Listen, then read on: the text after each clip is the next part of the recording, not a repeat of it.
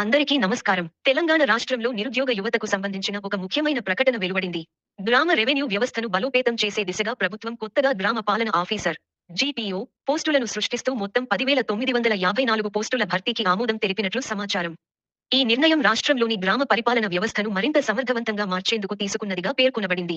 రాష్ట్ర వ్యాప్తంగా ఉన్న గ్రామ పంచాయతీలలో పరిపాలనా వ్యవస్థను పటిష్టం చేయడం, ప్రజలకు సేవలను వేగవంతంగా అందించడం, రెవెన్యూ వ్యవహారాలను పారదర్శకంగా నిర్వహించడం దీని ప్రధాన ఉద్దేశ్యం. మొత్తం 10,954 గ్రామ పాలన అధికారి పోస్టులు సృష్టించబడినట్లు సమాచారం. ఇందులో సుమారు 5,000 పోస్టులు ఇప్పటికే బదిలీల ద్వారా భర్తీ చేసినట్లు తెలుస్తోంది. మిగిలిన పోస్టులను డైరెక్ట్ రిక్రూట్మెంట్ ద్వారా భర్తీ చేయనున్నారు. అధికారిక నోటిఫికేషన్ విడుదలైన తర్వాత ఖచ్చితమైన సంఖ్యలు మరియు విభజన వివరాలు వెల్లడయ్యే అవకాశం ఉంది. అర్హతల విషయానికి వస్తే, కనీస విద్యార్హతగా డిగ్రీని నిర్ణయించారు. గుర్తింపు పొందిన ఏ విశ్వవిద్యాలయం నుంచైనా డిగ్రీ పూర్తి చేసిన అభ్యర్థులు దరఖాస్తు చేసుకోవచ్చు. వయస్సు పరిమితి 18 నుండి 34 సంవత్సరాల మధ్యగా ఉండనుంది. ఎస్సీ, ఎస్టీ అభ్యర్థులకు 5 సంవత్సరాల వయో సడలింపు ఇవ్వబడుతుంది. ఇతర రిజర్వేషన్ వర్గాలకు సంబంధించిన సడలింపులు అధికారిక నోటిఫికేషన్లో స్పష్టంగా పేర్కొనబడతాయి. కొత్తగా ఎంపికయ్యే అభ్యర్థులకు సాధారణంగా ఉండే 2 సంవత్సరాల ప్రొబేషన్కు బదులుగా 3 సంవత్సరాల ప్రొబేషన్ వ్యవధి విధించినట్లు సమాచారం. అంటే 3 సంవత్సరాల పాటు వారి పనితీరును సమీక్షిస్తారు. పనితీరు సంతృప్తికరంగా ఉంటేనే పూర్తి స్థాయి నియామకం ఖరారు అవుతుంది. అదనంగా, విధుల్లో చేరే ముందు ప్రభుత్వంతో బాండ్ రాయాల్సి ఉంటుంది.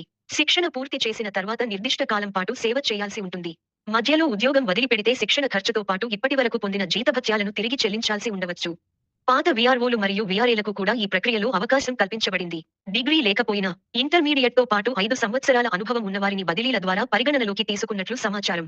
ఇప్పటికే వేల సంఖ్యలో పోస్టులు ఈ విధంగా భర్తీ అయ్యాయి. ఈ పోస్టుల నియామక మరియు క్రమశిక్షణ అధికారాలు ఆయా జిల్లాల కలెక్టర్లకు అప్పగించబడినట్లు తెలుస్తోంది. అంటే జిల్లా కలెక్టర్ నియామక అధికారిగా వ్యవహరిస్తారు. నియామకం నుండి క్రమశిక్షణ చర్యల వరకు సంబంధిత అధికారాలు జిల్లా స్థాయిలోనే అమలులో ఉంటాయి. అధికారిక నోటిఫికేషన్ విడుదలైన వెంటనే దరఖాస్తు విధానం, పరీక్ష విధానం, ఎంపిక ప్రక్రియ, సిలబస్ తదితర వివరాలు పూర్తిగా వెల్లడవుతాయి. అభ్యర్థులు అధికారిక ప్రకటన కోసం ఎదురుచూడడం ఉత్తమం. ఇలాంటి ఉద్యోగ సమాచారం మరియు తాజా అప్డేట్స్ కోసం మా ఛానెల్ను అనుసరించండి.